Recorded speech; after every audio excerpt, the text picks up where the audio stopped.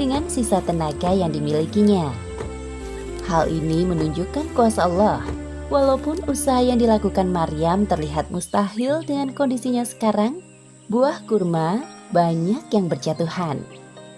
Wah, Bismillahirrohmanirrohim. Setelah Maryam mengisi tenaga dengan makan buah kurma dan minum air secukupnya, tenaga sudah terisi. Wahai anakku Isa, aku sudah tidak sabar ingin melihat wajahmu. Sebentar lagi engkau akan lahir di dunia ini. Dengan penuh susah payah menahan sakit, diwarnai dengan cucuran peluh dan air mata, Maryam akhirnya melahirkan anaknya. Tampak seorang bayi mungil nan suci.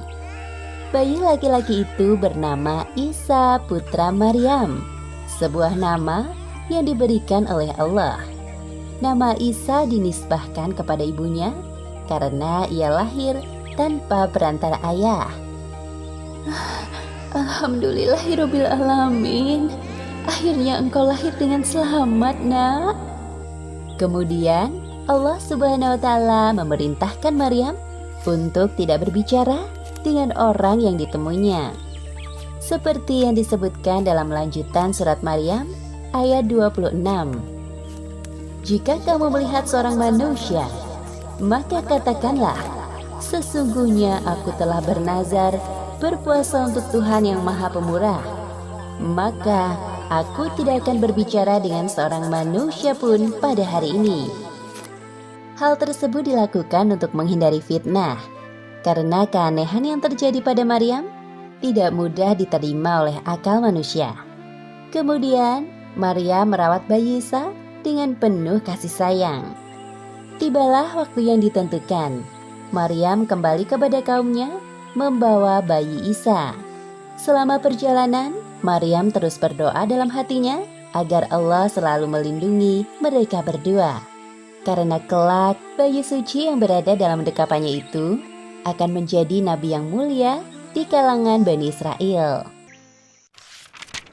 Kisah ini diceritakan beberapa kali dalam Al-Quran. Salah satunya dalam surat Maryam ayat 27 hingga 35. Setelah melahirkan bayi Isa, akhirnya Maryam kembali ke tengah-tengah kaumnya di Palestina. Namun saat kaumnya mengetahui bahwa Maryam membawa seorang bayi tanpa suami, tuduhan dan hinaan menyerangnya. Pada saat itulah Allah Subhanahu wa Ta'ala menyelamatkannya melalui perantara bayi Isa yang dapat berbicara. Hal yang mustahil dapat terjadi atas kehendak Allah Subhanahu wa Ta'ala. Maryam menempuh perjalanan yang cukup jauh untuk sampai di kampung halamannya. Kedatangan Maryam bersama seorang bayi menimbulkan prasangka di kalangan Bani Israel. Ya Allah, kuatkanlah hamba dalam menghadapi ujian ini. Hamba berserah diri kepadamu. Kondisi Maryam yang sekarang telah berbeda membuat Bani Israel bertanya-tanya. Karena selama ini yang mereka tahu Maryam adalah seorang wanita yang sangat menjaga diri dari laki-laki bukan mahram. Kemudian mereka mencerca Maryam dengan berbagai pertanyaan. Wahai Maryam, sebenarnya engkau selama ini pergi kemana? Apa jangan-jangan engkau malu jika kami sampai mendengar tentang kehamilanmu? Apa? Maryam hamil? Orang-orang di sekitar yang mendengar percakapan tersebut juga penasaran dengan jawaban dari Maryam tentang asal-usul bayinya. Mereka yang tadinya tidak peduli mulai mendekati Maryam. Pantas saja dia menghilang cukup lama selama ini. Jika memang benar engkau hamil dan itu anakmu, lantas siapa ayah bayi itu?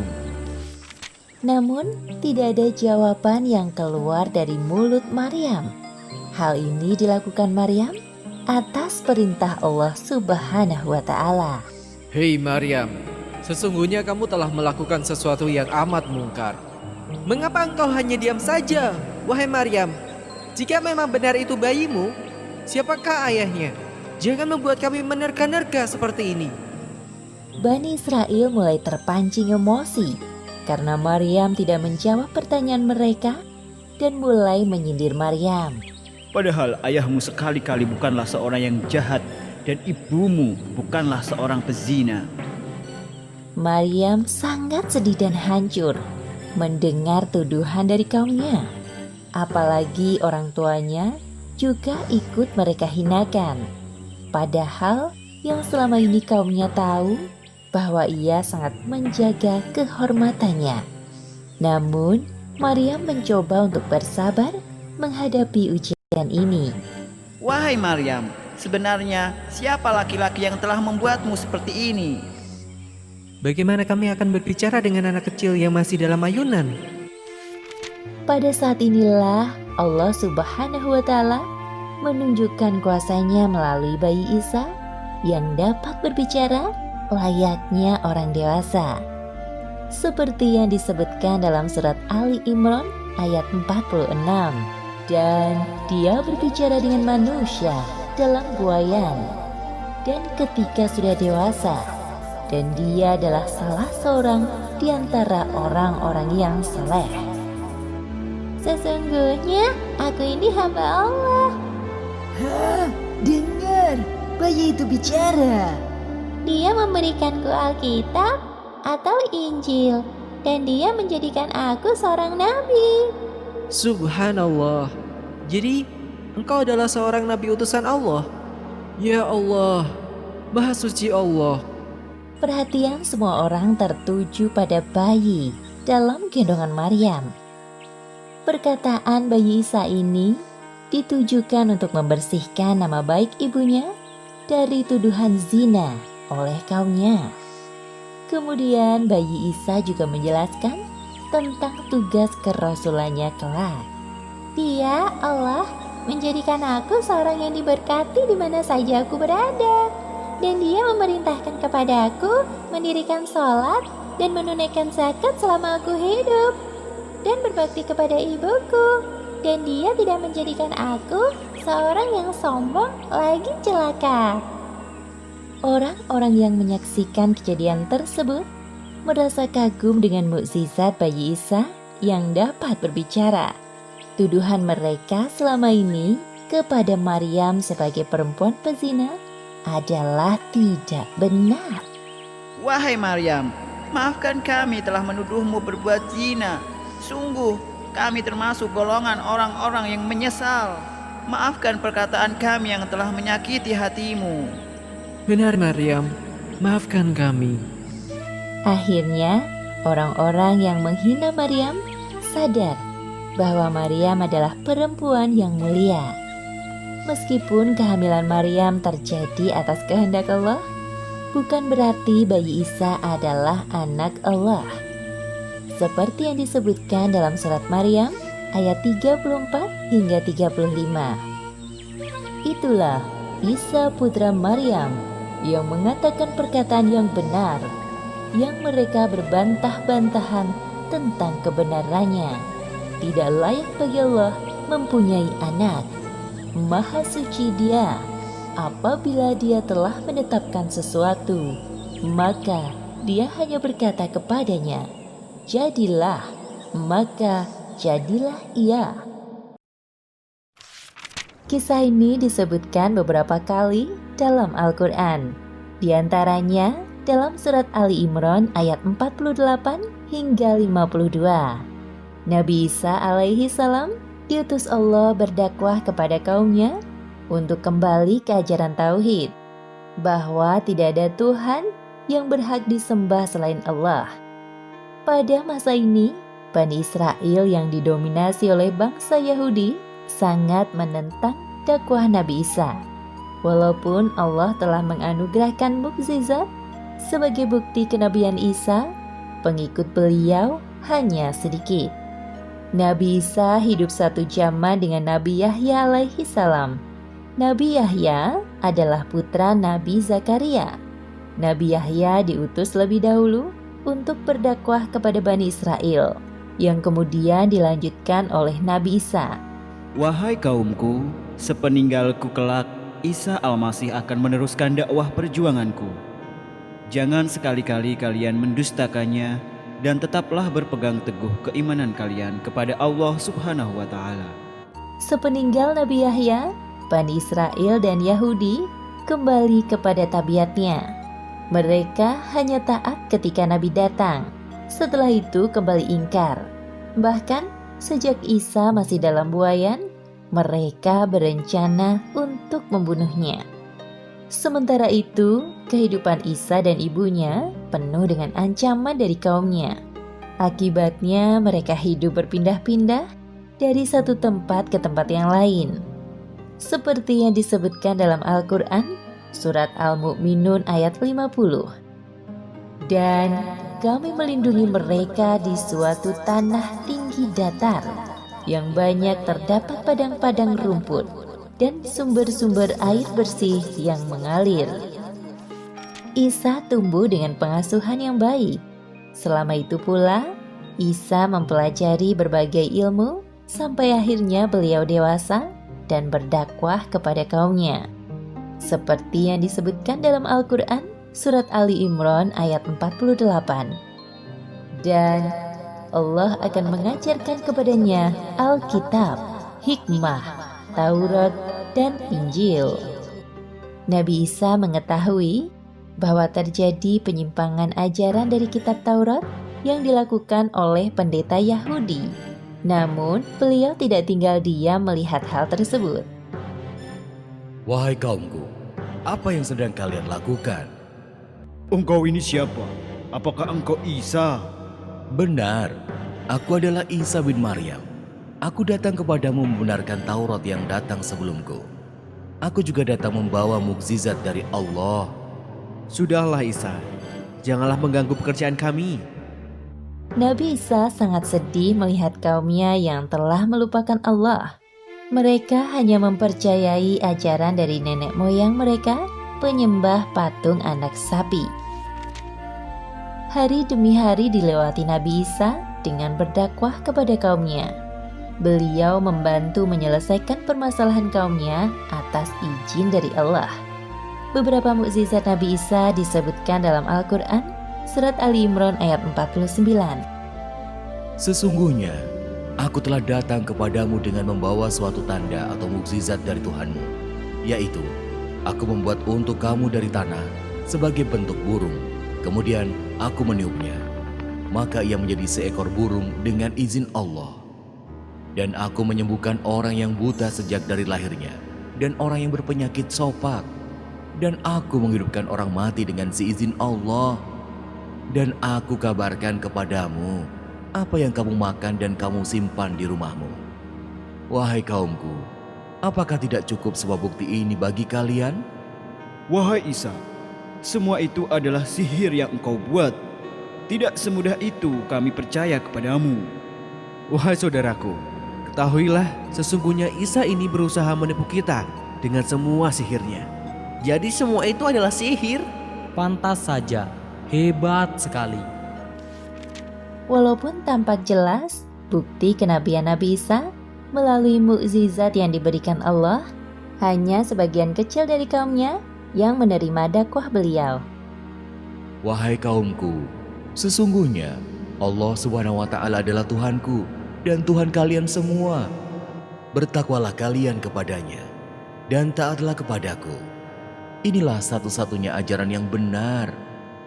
Nabi Isa tidak pantang menyerah melihat kenyataan bahwa pengikutnya masih sangat sedikit. Beliau tetap sabar dan mendoakan kaumnya yang telah menyimpang.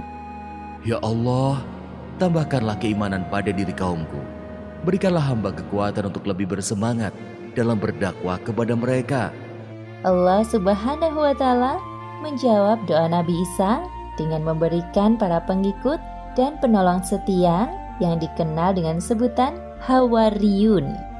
Siapakah yang akan menjadi penolong-penolongku untuk menegakkan agama Allah? Kamilah penolong-penolong agama Allah. Kami beriman kepada Allah. Dan saksikanlah bahwa sesungguhnya kami adalah orang-orang yang menyerahkan diri. Hawariyun sangat setia mendampingi Nabi Isa dalam berdakwah. Nabi Isa juga mengirim beberapa di antara mereka untuk berdakwah ke pelosok negeri yang dibelenggu kesesatan. Wahai para sahabatku, pergilah kalian ke negeri Antakia yang penduduknya masih menyembah berhala. Ajaklah mereka untuk kembali kepada ajaran yang benar. Baiklah, jika itu perintahmu wahai Isa, kami akan berangkat ke negeri Antakia. Kaum Nabi Isa terpecah menjadi dua golongan, seperti yang disebutkan dalam Al-Quran, Surat As-Saff ayat 14. Lalu segolongan dari Bani Israel beriman dan segolongan yang lain kafir. Maka kami berikan kekuatan kepada orang-orang yang beriman terhadap musuh-musuh mereka. Lalu mereka menjadi orang-orang yang menang. Kisah ini disebutkan beberapa kali dalam Al-Quran.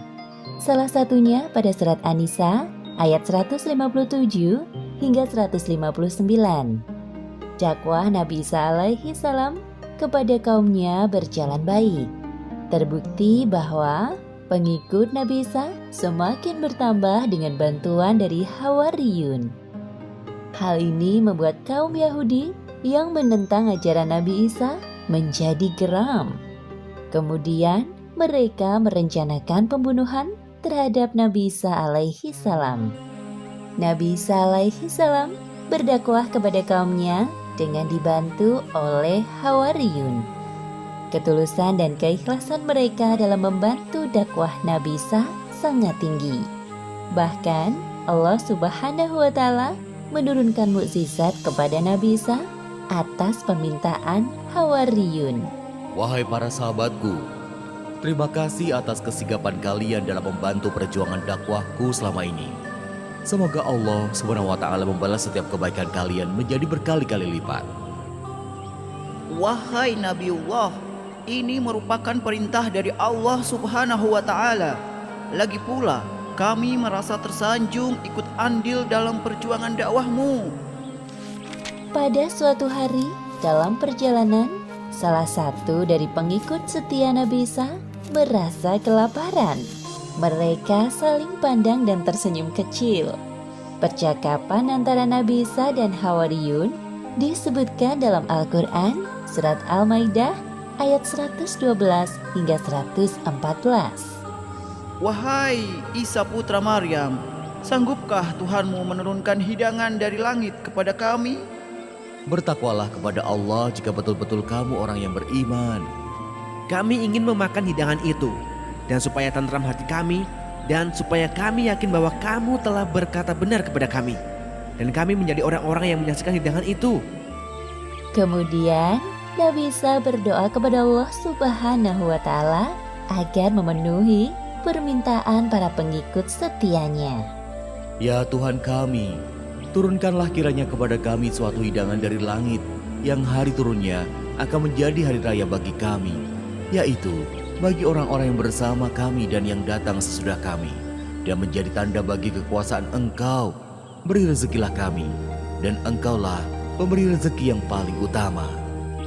Allah Subhanahu wa Ta'ala menjawab doa Nabi Isa seperti yang disebutkan dalam Al-Quran surat Al-Maidah ayat 115. Allah berfirman, sesungguhnya Aku akan menurunkan hidangan itu kepadamu. Barang siapa yang kafir di antaramu sesudah turun hidangan itu, maka sesungguhnya aku akan menyiksanya dengan siksaan yang tidak pernah aku timpakan kepada seorang pun di antara umat manusia. Lain halnya dengan kaum Yahudi. Mereka sering meremehkan ayat-ayat Allah yang disampaikan oleh para nabi. Maka dari itu, keimanan sulit menancap dalam hati mereka. Maka saat datang Nabi Isa menyampaikan ajaran kebenaran, mereka memusuhinya. Wahai saudaraku, lihatlah pengikut Isa sekarang, makin bertambah banyak. Bisa-bisa murid-murid kita diambilnya pula. Benar, wahai saudaraku, pasti karena tipuan sihirnya, apalagi dia punya murid-murid yang setia. Kita tidak bisa diam saja dan menunggu keadaan berubah. Hanya ada satu cara untuk mengubah keadaan ini, yaitu melenyapkan Isa dari negeri ini. Nabi Isa alaihi salam selalu berdoa kepada Allah untuk menghadirkan keimanan di hati kaum Bani Israel dan Yahudi, semata-mata agar kaumnya mau kembali beriman kepada Allah Subhanahu wa Ta'ala. Salah satu tujuan dari dakwah beliau adalah mengabarkan tentang kedatangan Muhammad Sallallahu Alaihi Wasallam sebagai penutup para nabi. Wahai kaumku, berkumpullah sebentar. Ada hal penting yang ingin aku sampaikan kepada kalian. Sebuah kabar yang menggembirakan. Hal penting? Kabar gembira? Apa maksudnya? Orang-orang yang awalnya tidak peduli berbalik mendekati Nabi Isa. Mereka penasaran dengan kabar yang akan disampaikan Nabi Isa. Kabar gembira apa, wahai Isa? Cepat katakan, jangan membuang-buang waktu kami. Iya, cepatlah katakan sekarang. Wahai kaumku, cepat atau lambat, kelak saat ajal tiba, aku akan meninggalkan kalian. Aku tidak ingin kalian menjadi kaum yang zalim selama-lamanya. Hal penting yang ingin aku sampaikan ini adalah tentang Rasul penerusku. Beliau adalah Rasul penutup para nabi. Maksudmu Rasul terakhir?